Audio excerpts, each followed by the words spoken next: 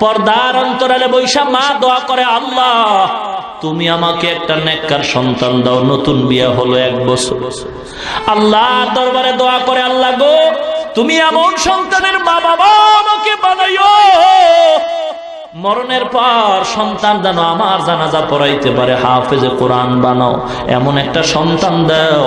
মহিলার দোয়া আমার মাওলা কবুল কইরা নিছে, এমন ভাবে কবুল করছে, মহিলার গর্ভে আল্লাহ একটা বাচ্চা দান করেছেন, নেককার সন্তান। আল্লাহর কাছে চাইতে হয়। ইব্রাহিম নবী চাইছেন, রব্বি হাবলি মিনাস সলিহিন। ও মুসলমান ভাই, যারা বিবাহ করেন নাই, অনুরোধ করি আল্লাহর দরবারে নেককার বিবির জন্য দোয়া করেন। আর নেককার বিবি যদি আল্লাহ দান করেন, তার গর্ভেই নেককার সন্তান পাওয়া যাবে। এ মা বোনেরা, আপনারা তো আলেমদের মা, হাফেজে কোরআনের মা, আব্দুল কাদের জিলানীর মা, শাহ ওলিউল্লাহ মুহাদ্দিসে দেহলভির মা, বাইজিদ বুস্তামির মা। ও পর্দার অন্তরালের মা গো, আল্লাহর কাছে দোয়া করো গো। কত মানুষ আইসা কান্নাকাটি করে, 10 বছর বিয়া করলাম, একটা সন্তান পাইলাম না। মুসলমান গো ভাই, মাজারে যাও, সন্তান পাইবা। কি গো, এ মাজারওয়ালা যদি সন্তান দিতে পারত গো, বাংলার জমিনে কোনো হিজলা থাকতো না। আমি বলবো বাবা, মাজারে চাও কেন? আল্লাহর দেওয়ার ক্ষমতা নাই, আছে নাকি দুর্বল হয়ে গেছে?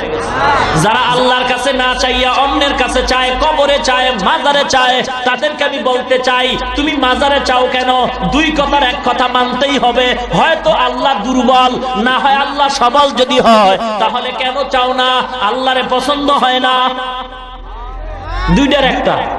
হয়তো আল্লাহ দিতে পারে না, যে কারণে মাজারে চাও। আর যদি বলো না পারে, তো চাও না কেন আল্লাহর কাছে? মাজারে চাও কেন? আল্লাহকে তোমার পছন্দ হয় নাই নাকি বলে? মহিলা দোয়া করছে, আল্লাহ নেককার সন্তান তুমি আমার গর্ভে দিও গো। আল্লাহ পাক রব্বুল আলামিনের দরবারে দোয়া কবুল হয়ে গেছে। আল্লাহ পাক একটা নেককার সন্তান গর্ভে দান করেছেন। সন্তানটা মা দোয়া করতেছে, গর্ভে রাইখা দোয়া কর, আল্লাহ তুমি আমার সন্তানটারে হায়াত দাও, বাঁচায় দাও, আলেম বানাবো। কিয়ামতের ময়দানে আমি আলেমের মা হইয়া আল্লাহর দরবারে পরিচয় দিব। সন্তান দুনিয়াতে আসার সময় হয়ে গেল। আল্লাহর কুদরতি পরীক্ষা, গরিবের উপরে পরীক্ষা গো। ইমানদার যত ভালো, পরীক্ষা তার কঠিন। গরিবের সন্তান মহিলা, গরিবের ঘরে আছে, সন্তান দুনিয়াতে আসা হয়ে গেল, কিন্তু আসার আগে আগে তার আব্বা দুনিয়া থেকে বিদায় হয়ে গেছে। এতিম সন্তান, মা সন্তান কোলে নিয়ে কাঁদে, আল্লাহ তুমি আমার আশাটা কি পূরণ করবা না? আমার মনে বড় আশা, আমি একজন আলেমের মা হয়ে কবরে যাব। কত আলেমের বয়ান শুইনা মনটারে মানাইতে পারি না গো। এ জামালপুরের মুসলমান, আমিও তো একটা মায়ের গর্ভের সন্তান। আমার মা কত ধন্য মা। বয়ানে আসার আগেও মায়ের কাছে দোয়া চাইছি গো মা। সারা বাংলাদেশের মানুষ জামালপুরের ওয়াজ শুনতেছে, মাগো মা আজকেই তো সেই স্টেজে বয়ান করতে আসছি গো মা, দোয়া চাই। মা দোয়া করছেন বাবা। আমি বলি মা, আপনাদের মতো মা বড় ধন্য মা, সারা দুনিয়ার মানুষ সম্মান করে গো মা। একটু দোয়া করবেন, আল্লাহ যেন ইখলাস অন্তরে রাখে, অহংকার যেন অন্তরে ঢুকানোর সুযোগ না পায়। এ জামালপুরের মা বোনেরা গো, মাইকের আওয়াজ কি চায় না? বিন্দু বাবাজিরা গো, মনটা কি চায় না তুমি একজন আলেমের বাবা হইবা, হাফেজে কোরআনের বাবা হইবা? রমজান মাসে তোমার সন্তান হাজার হাজার মানুষকে তারাবি পড়াইবে, খতমে তারাবি। ওই মহিলা দোয়া করে, আল্লাহ তুমি আমার সন্তান যাও দিছো, ওর বাবা নিয়ে গেছো, এখন আমি কেমন করে সন্তানটারে আলেম বানাবো? কপাল পুড়ে গেছে, টাকা নাই পয়সা নাই, কেমনে সন্তান আলেম হবে? মা গরিব, টাকা নাই পয়সা নাই, অন্যের বাড়ি কাজ করিয়া মা কিছু টাকা পাইয়া পেট বাঁচায়, সন্তানেরও বাঁচায়। আস্তে আস্তে সন্তান যখন বড় হয়, সন্তান বুঝের হয়ে গেছে, কথা বলতে পারে, লেখাপড়ার সময় অতিক্রম হতে চলছে, সন্তানের হাত ধইরা কয়, মা আমার বুক ভরা আশা আমার পূরণ হয় নাই গো সন্তান, আমার আশা ছিল আমি তোমার হাফেজ বানাবো, আলেম বানাবো, না না, তোমার বাবা নাই, আমি গরিব, অন্যের ঘরে কাজ করে জীবন চালাই, যাও তুমিও নাইমা যাও, অন্যের বাড়ি যদি কোনো কাজ পাও কাজ করে পেট বাঁচাও, কিন্তু আমার কাছে আর রাখার সুযোগ নাই, লেখাপড়া করানোরও সুযোগ আমার হবে না। সন্তান মায়ের থেকে চলছে, গ্রামে হাঁটতেছে, এক বড় লোক সন্তানের চেহারা দিয়ে তাকায়, বড় মায়া লাগছে, আয় বাবা আয়, কই যাও? বলে আমি গরিবের সন্তান, আমি কাজ তালাশ করি। কয় আমার বাড়ি থাকবি, আমার বাড়ি কাজ করবি, আর আমার কিছু গরু আছে দেখাশোনা করবি, তোর খানা বেতন কাপড় যা দরকার আমি সব ব্যবস্থা করে দিব। এতিম সন্তান ওই বাড়ির গরুর রাখাল হয়। বলবো ঘটনাটা বলবো? কাঁদাও না, গরিবের হক মাইরা বড় লোক হইছো, সাবধান সাবধান। বড় লোক গেট সাজাইছে, বড় খানার অনুষ্ঠান, দুপুর বেলা রোস্ট মুরগি, কোরমা, পোলাওয়ের ব্যবস্থা করছে।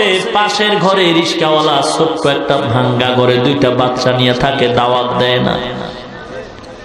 দুপুর বেলা রিস্কাওয়ালা বাজারে যায়, রিস্কা চালায়, যা পায় সন্ধ্যায় ঘরে আসে। বড় লোকের বাড়ি আজকের খানার আয়োজন, রিস্কাওয়ালা ওদিকে ভ্রুক্ষেপ করে না।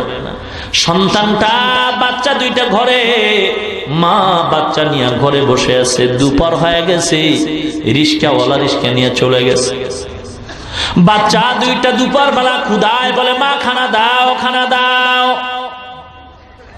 তরকারি নাই, বাবা সন্ধ্যায় আসবে। মা একটা আলু ভর্তা বানায় বাচ্চা দুইটারে খানা দিছে। বাচ্চা দুইটা ভর্তা দেখে প্লেটটা ফালায় দিয়ে কয়, মা গোশতের ঘেরান পাই, ভর্তা দিয়া খানা খাবো না। মা কাপড়ের আঁচল দিয়া চোখের পানিগুলো মুছে আর কয়, ও বাবা গো, গোশত তো আমার ঘরে রান্না হয় নাই, পাশের ঘরে, ওরা তো আমাদের দাওয়াত দেয় না, তোমারে দাওয়াত দেয় না, তুমি গোশত দিয়ে খানা খাইতে পারবা না। বাচ্চা কয়, মা গোশত না দিলে খাবো না। মা চোখের পানি ছেড়ে কয়, আল্লাহ আমাদের দাওয়াত দেয় না, যদি বাচ্চা দুইটার দিত বড় লোকের কোনো ক্ষতি তো হইতো না। মা চোখের পানি ছেড়ে কাঁদতেছে, বাচ্চা দুইটা প্লেট ফালায়া জমিনে শুয়া ঘুমায়া পড়ছে। সন্ধ্যাবেলা বাবা আসছে, আইসা দেখে বিবির চোখে পানি দেখা যায়। ডাক দিয়া কয়, বিবি তোমার চোখে পানি কেন? বিবি বিবি ডাক দিয়া কয়, স্বামী আমার, আপনার ঘরে আমি টাকা দেখে আসি নাই, বাড়ি গাড়ি দেখে আসি নাই, আমিও গরিব, আপনি গরিব, আপনার ঘরে কষ্ট হবে এটা তো মনে করে আসছি, কিন্তু দুঃখ স্বামী গো, আপনার ঘরে আমার কষ্ট হবে আমি জানি, কিন্তু আজকের মতো কষ্ট জীবনে আর পাই নাই। কি ব্যাপার? বাচ্চা দুইটা খানা চাইছে, আমি মা খানা দিতে পারি না, গোশত ছাড়া খাবে না। পাশের ঘরে বড় লোক গোশতের অনুষ্ঠান করে, দাওয়াত দেয় না। বাবার আওয়াজ পেয়ে বাচ্চা দুইটা সজাগ হয়ে বাবার গলা জড়ায় কয়, বাবা গো, মা বলছে তুমি নাকি গোশত দিবা, গোশত দাও, খানা খাই নাই। বাবা গামছা দিয়া চোখের পানি মুছে বাচ্চা দুইটারে কোলে জড়ায় কয়, আল্লাহ দরবারে যদি কবুল হয় গোশত আজ নয় কাল খাবারে বাবা, বড় লোক আমগো দাওয়াত দেয় না, ওদিকে কর্ণপাত করিও না। বিবির কয়, দরজা আটকায় দাও, জানালা আটকায় দাও। স্বামী আর স্ত্রী মাওলার দরবারে কাঁদে আর কয়, আল্লাহ গো, তোমার কি একটু মায়া হয় না রে? এই বড় লোক, কত বড় অনুষ্ঠান করে, আমরা গরিব, আমাদের একটু ডাক দিল না, দাওয়াত দিল না গো আল্লাহ। তোমার হাতে ফয়সালা, আমার চোখের সামনে আমার সন্তান রে তুমি আর কাঁদায়ো না রে বাবা। গরিব কাঁদতে কাঁদতে গরু নিয়ে রওনা হয়। ইমাম সাহেব নামাজ পড়ে দেখে সন্তানের চোখে পানি। বাবা দাঁড়াও। দাঁড়ানো যাবে না, মালিকের গরু দিয়ে আসি তারপরে কথা। মালিকের ঘরে গরু দিয়া ইমাম সাহেবের সামনে দাঁড়ায়। ইমাম সাহেব বলে, বাবা তোমার বাড়ি কই, কি তোমার নাম, কি করো? বলে, আমি তো গরিব, আমার মা গরিব, আমি এই বাড়ির রাখাল, গরু রাখতেছি। কি তোমার নাম? সন্তান বলে, আমার নাম হলো ইমামউদ্দিন। কি নাম? ইমাম সাহেব চমকে উঠে গেল। ইমামউদ্দিন অর্থ কি জানো?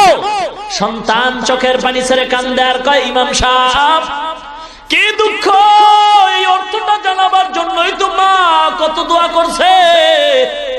আমারে মাদ্রাসায় পড়াবে, যদি মাদ্রাসায় পড়তাম আমি তো জানতে পারতাম ইমামউদ্দিন নামের অর্থ কি। কিন্তু আমি দুনিয়াতে আসার আগেই নাকি বাবাই বিদায় হয়ে গেছে। আমার মা গরিব, অন্যের ঘরে কাজ করে পেট বাঁচা, আমিও কাজ করি, লেখাপড়ার সুযোগ নেই, টাকা নাই, পয়সা নাই। ইমাম ডাক দিয়া কয়, বাবা ইমামউদ্দিন নামের অর্থ ধর্মের ইমাম, দ্বীনের ইমাম, তুমি গরুর ইমামতি বাদ দাও। বলে, টাকা নাই। ইমাম ডাক দিয়া কয়, বাবা আয় আয়, বর্তমানে মাদ্রাসা যদিও কম, তবে আমি ঠিকানা দিয়ে দেই। যদি আলেম হইতে চাও, আল্লাহকে পাইতে চাও, টাকা লাগে না, পয়সা লাগে না। মা যদি দোয়া কইরা দেয়, মায়ের দোয়ায় বিনা টাকায় আলেম হতে পারবা। কেমনে পারবো? ইমাম সাহেব ডাক দিয়া কয়, বাবা ঠিকানা দিয়া দিলাম, যাও তোমার মায়ের থেকে দোয়া নিয়ে যাও। ঠিকানা দিয়া দিলাম, ভারতে সাহারানপুর জায়গায় একটা মাদ্রাসা আছে, কওমিয়া মাদ্রাসা। মায়ের দোয়া নিয়ে যাও, স্টিমার পাড়ি দিয়া, নদী পাড়ি দিয়া যাও, ভারতের সাহারানপুরে মাদ্রাসায় লেখাপড়া করে তুমি একজন আলেম হয়ে যাইবা। টাকা লাগবে না, পয়সা লাগবে না, শুধু তোমার মা যদি দোয়া করে আল্লাহ সব ব্যবস্থাই করে দিবে। সন্তান ঠিকানা নিয়ে মায়ের কাছে গিয়া কান্দে আর কয়, মা শুকর আদায় করো গো মা, তোমার মনের আশা বোধহয় পূরণ হওয়ার সুসংবাদ পাইতেছি। ইমাম সাহেব দোয়া করছে, তুমিও দোয়া করে দাও। আমি এখন মাদ্রাসায় যাব ভারতের সাহারানপুরে আলেম হওয়ার জন্য। মা কয়, টাকা নাই। ইমামউদ্দিন বলে, আমার টাকা লাগবে না, আলেম হইতে নাকি টাকা লাগে না? হাফেজ কোরআন হতে, মাদ্রাসায় পড়তে টাকা লাগে না গো মা, যদি আপনি দোয়া করেন আপনার দোয়ায় আল্লাহ কবুল করে নেবে।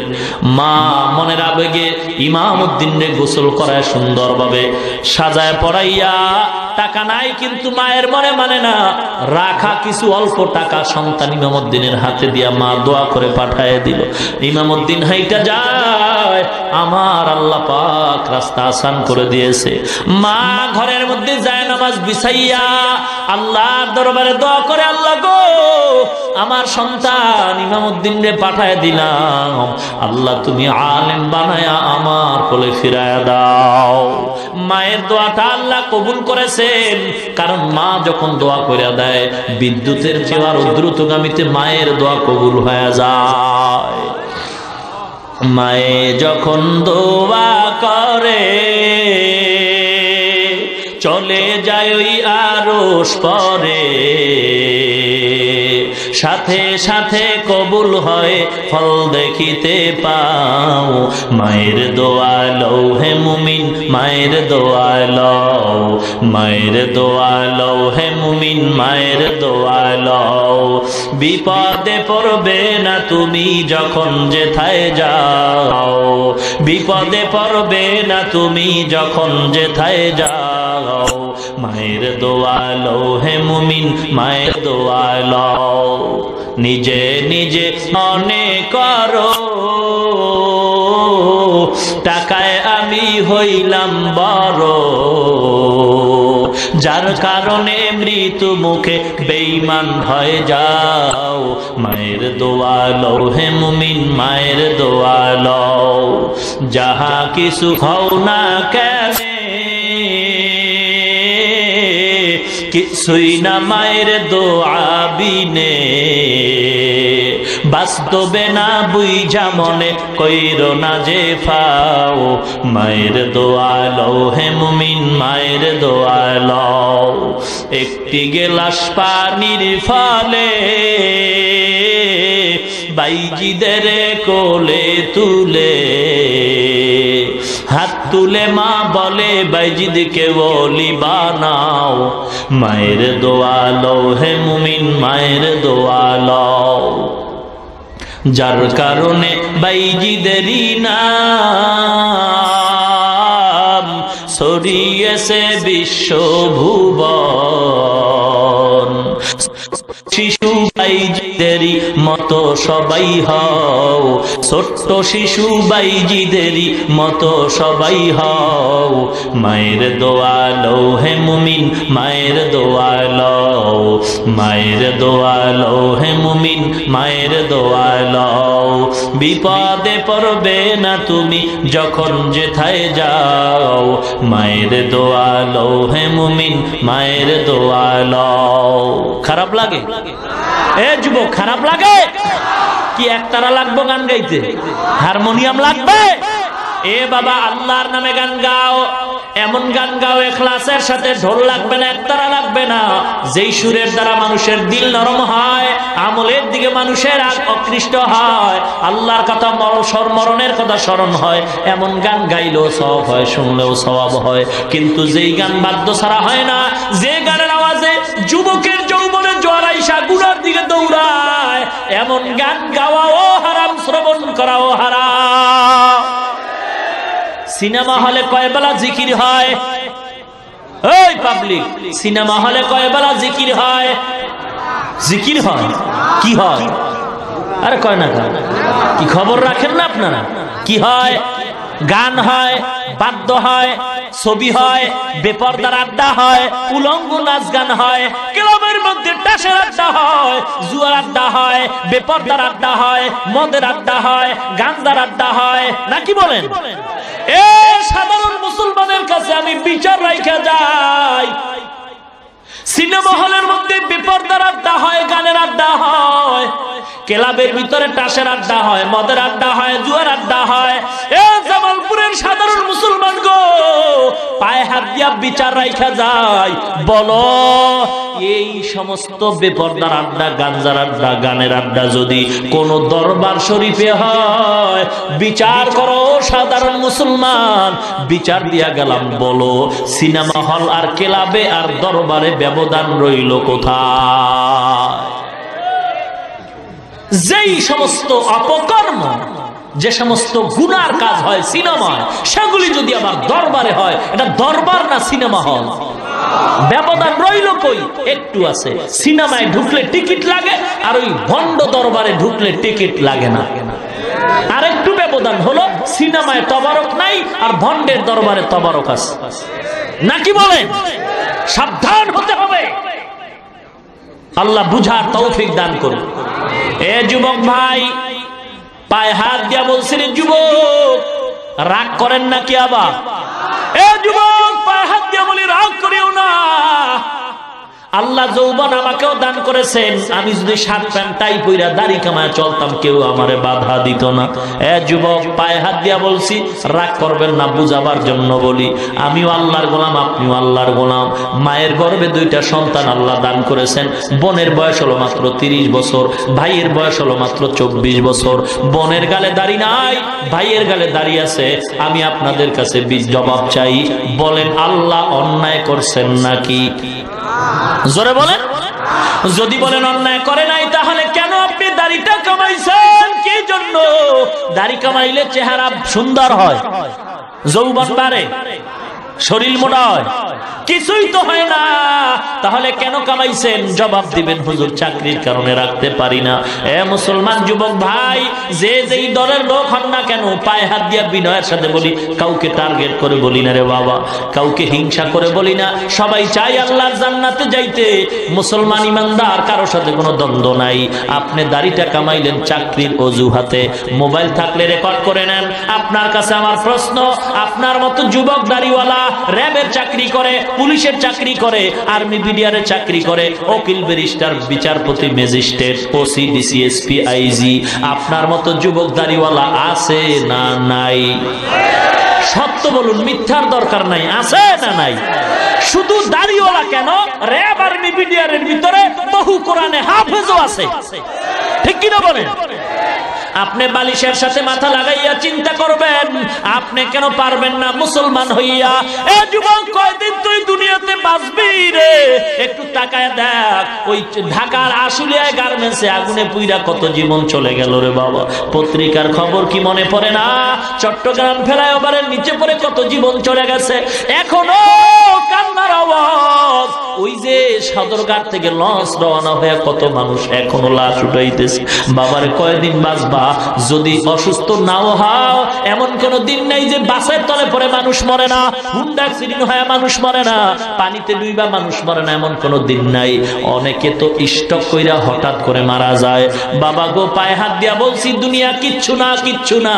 আল্লাহর গোলাম হও, আল্লাহর কোরআনের গোলাম হয়ে যাও, কোরআনের সওয়াব পাইয়া মানুষ হও, আল্লাহ ওয়ালাদের সাথে সম্পর্ক জোড়ায়া দাও। এ যুবক ভাই, এ ব্যবসায়ী ভাই, আপনার মতো কোটি টাকার ব্যবসা করে দাড়িওয়ালা হারাম খায় না? আছে না নাই?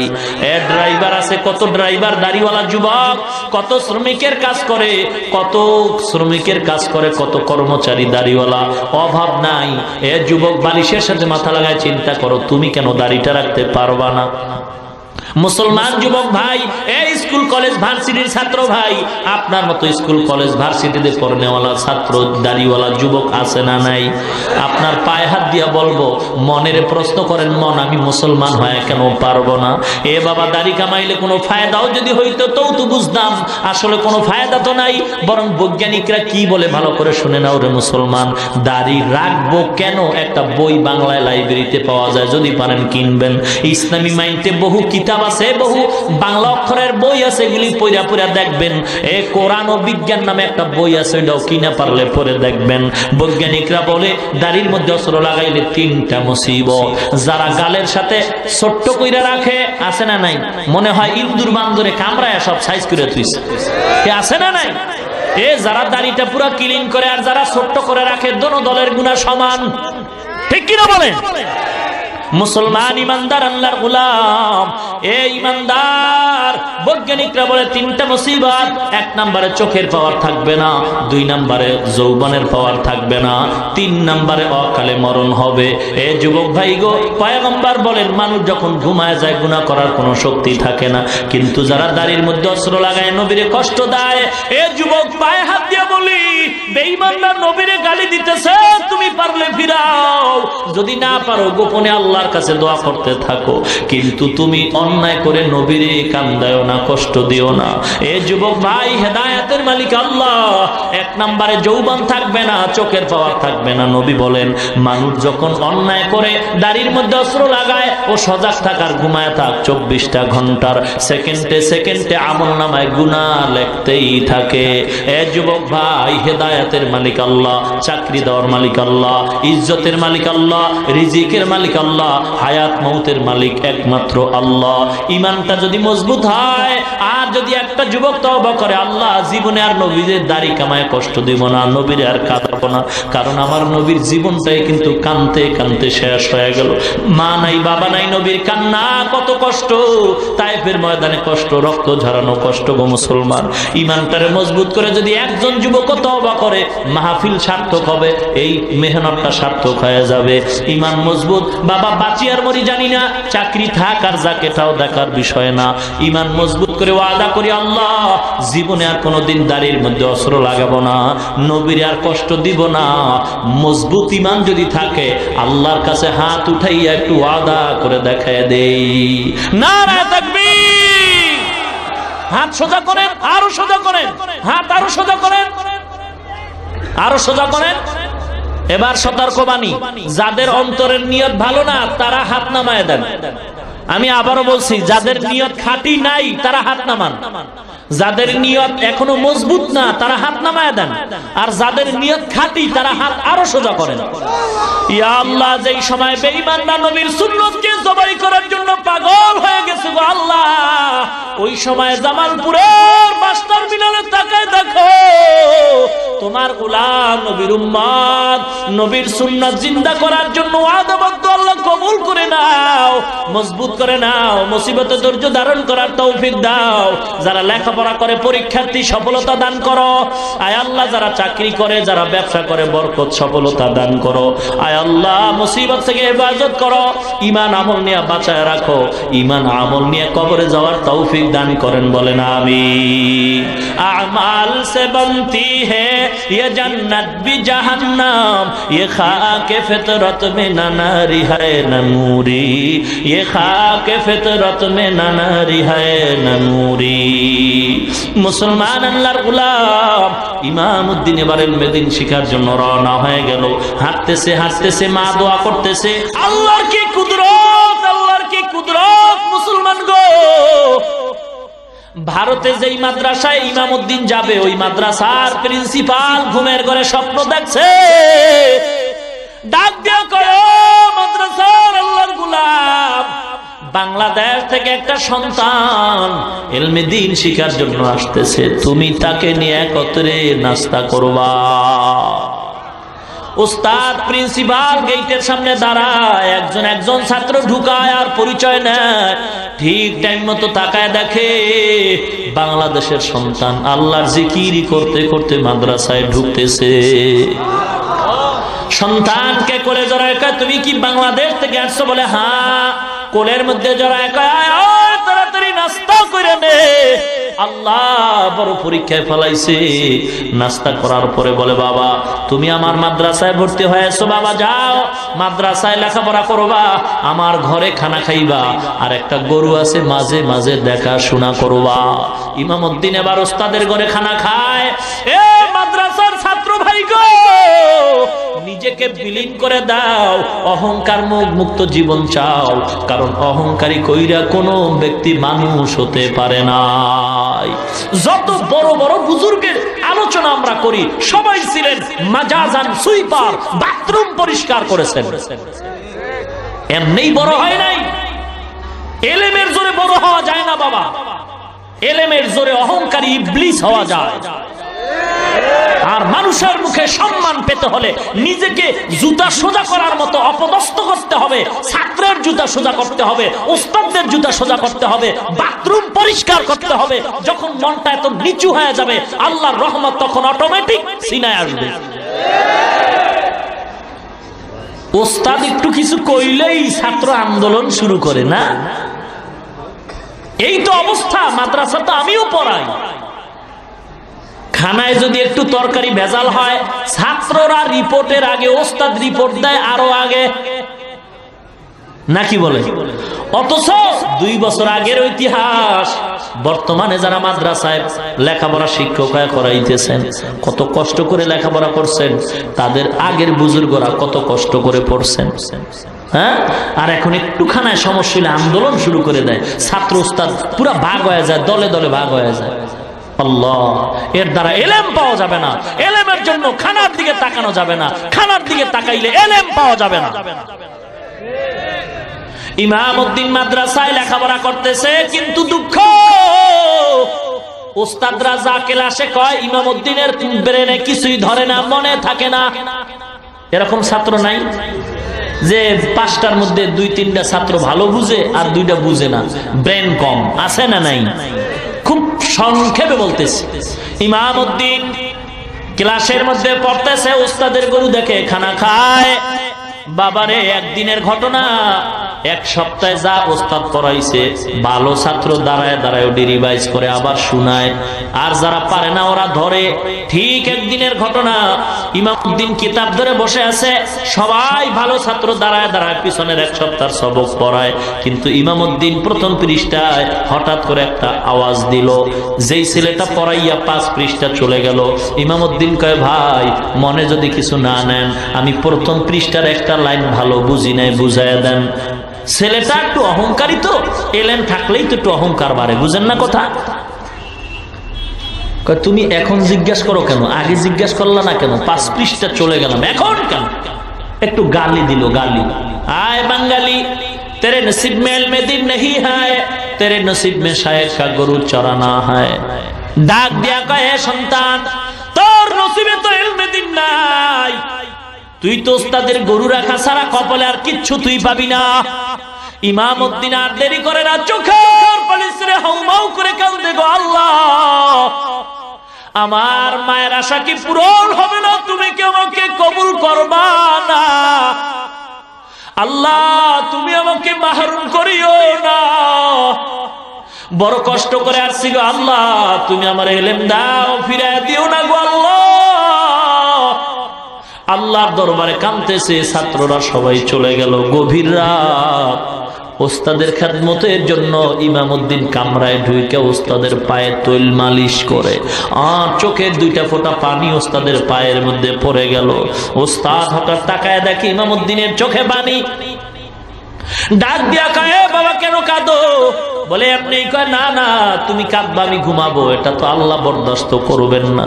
ইমামউদ্দিন ঘটনা খুইলা বলছে, বলার পরে কয়, বাবা তাড়াতাড়ি অজু কর, আমারও অজুর পানি দাও, আমিও অজু বানাই। ওস্তাদ অজু বানাইলেন, ছাত্র ইমামউদ্দিন অজু করলেন। ইমাম আল্লাহর গোলাম মাদ্রাসার প্রিন্সিপাল ইমামউদ্দিনের হাতে আলমিরার চাবি দিয়ে কয়, বাবা ওই আলমিরা খোল, 2 রাকাত নামাজ আদায় কর। নামাজ আদায় করে আলমিরার মধ্যে ক্লাস 1 থেকে বুখারী শরীফ পর্যন্ত কিতাবগুলো সাজানো আছে, একটা একটা নামাবি, পৃষ্ঠা উল্টাবি, এই কাজ তোমার তুমি করতে থাকো। ইমামউদ্দিন এই কাজ করতেছে, ওস্তাদ খাস কামরায় ঢুকে যায় নামাজ বিছে আল্লাহর দরবারে কান্নাকাটি শুরু করে দিছে।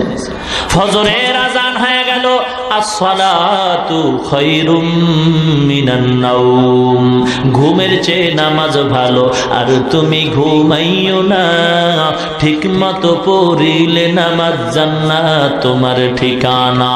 পশু পাখি কীট পতঙ্গ কেউ ঘুমিয়ে রইল না, মানুষ হয়ে ঘুমিয়ে থাকা ঠিক তো মোদের হবে না। ইমামউদ্দিন ওস্তাদ নামাজে দাঁড়ায় গেলেন। মসজিদের কাতার, ইমাম সাহেব আল্লাহর গোলাম প্রিন্সিপাল প্রতিদিন ফজরের পরে বয়ান করে, আজকের আর বয়ান করেন নাই। নামাজটা শেষ করে সালাম ফিরে ঘরে আসছেন। আইসা কয়, বাবা আসো আমার সামনে বসো। ওস্তাদ ওই বাকি পৃষ্ঠাগুলি ইমামউদ্দিনরে পড়ায় বলে, ঘুমাও, ঘুমায় যাও, ক্লাসটাই আমি তোমার ডাকবো। ইমামউদ্দিন ঘুমায় গেলেন। আল্লাহর ওলি আর ঘুমান না। ওস্তাদের দোয়ায় যে কি হওয়া যায়, উস্তাদের দোয়া যে কত বরকতি দোয়া জানো গো? একটা অক্ষর যে শিখায় তার কত দাম। হযরত আলী শেরে খোদা বলছেন, মান আল্লামানি হরফান ইনশাআ বাআ ওয়া ইনশাআ আতাকা। একটা অক্ষর যে শিক্ষা দেয় তার দাম কত? আমি তার কাছে এমন গোলাম, ইচ্ছা করলে আমারে গোলাম করতে পারে, বিক্রিও কইরা দিতে পারে, এত দাম। সাবধান, একটা অক্ষরও যদি তোমার কেউ শিক্ষা দেয়, তুমি বেয়াদবি করিও না, বেয়াদবির কারণে সব ধ্বংস হয়ে যাবে। ও আল্লাহর ওলি গো, কি কথা বলতেছেন? আমি বড় ভয় পাই, এগুলি তো আমার সম্ভব না। বলে, বাবা আমি তো ঘুমাই নাই, সারা রাত আল্লাহর দরবারে চোখের পানি ছেড়ে কাঁদছি গো। আমার আল্লাহ তো দেওয়ার মালিক, আমি তো বলার মালিক, আমার মাওলাই দিবে গো। যা বাবা, যদি পড়তে না পারো আয় আমার কোলে আয়। তুই যদি আমার জামা ঢুকাইতে ভয় পাও, আমি আমার জামাটা তোর গায়ে ঢুকাই দিলাম, তোর মাথায় পাগড়ি পরাই দিছি গো। যা বাবা, কিতাব হাতে দিয়ে দিলাম। আমি ওস্তাদ দোয়া করি, তুই ক্লাসের জন্য ওস্তাদ হয়ে যা। ওস্তাদের দোয়া নিয়ে ইমামউদ্দিন রওনা হয়। ছাত্ররা তাকায় দেখে, গতকাল যে ছেলেটারে আমরা গালি দিয়েছি, না জানি ঘটনায় কোনো পেস্তাইকা গেছে, ওই ছাত্রটার গায়ে দেখা যায় ওস্তাদের সুন্দর জামা।